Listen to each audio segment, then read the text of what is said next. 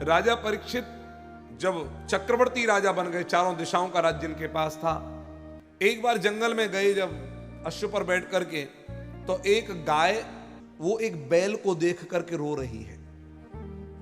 बैल जो 3 पैर कटे हुए हैं, केवल एक पैर पर टिका हुआ है, और एक काले काले रंग का पुरुष इनको कोड़े मार रहा है।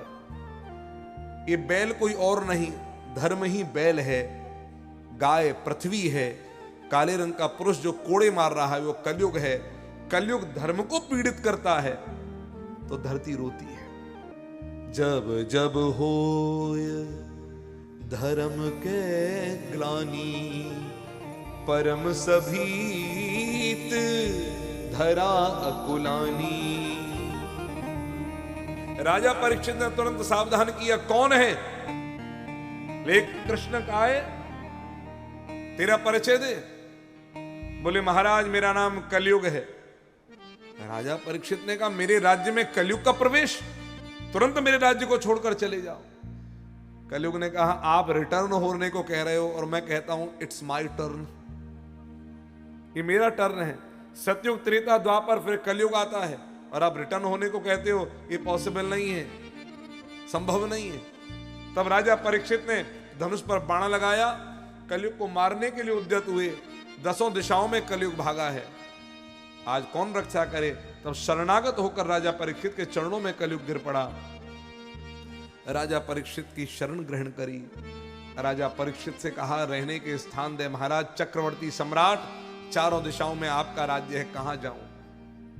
तब रहने के स्थान दिए 4, जहां शराब पी जाती है, जहां जुआ खेला जाता है, सट्टा, जहां व्यभिचार होता है, परस्त्री गमन होता है, और जहां हिंसा होती है। ये 4 जगह कलयुग को दी। कलयुग ने कहा, मेरी फैमिली बहुत बड़ी है, और कोई स्थान मिल जाए। तब इनको दिया सोना, 5वां। अब सोना स्थान है, इसको विवेक पूर्वक समझना पड़ेगा। तो सोना, अगर सोने में कलयुग है तो फिर किसी को पहनना नहीं चाहिए, तो कैसे समझे? श्रीमद् भागवत महापुराण में भगवान श्री कृष्ण ने विभूति योग में अपने आप के लिए कहा, धातु नाम अस्मि कांचनम, धातुओं में सोना मैं हूं। और धातुओं में सोना अगर भगवान है तो भगवान में कलयुग रह सकता है भला? नहीं रह सकता। तो फिर यहां सोने का अर्थ क्या लेना चाहिए? एक मैसेज हमारे पास आया कि दुनिया में सबसे कीमती यदि कोई चीज है, सबसे कीमती, वो है एक अच्छी नींद। नींद।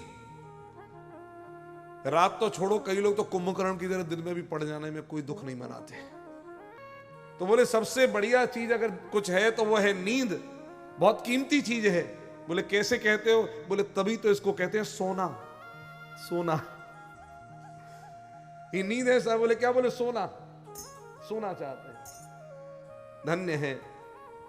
आज यहां सोने का अर्थ है अनीति के द्वारा, अन्याय के द्वारा, अधर्म के द्वारा कमाई गई संपत्ति से बना हुआ जो भी कुछ है, या संपत्ति ले लो इसको, उसमें कलयुग है।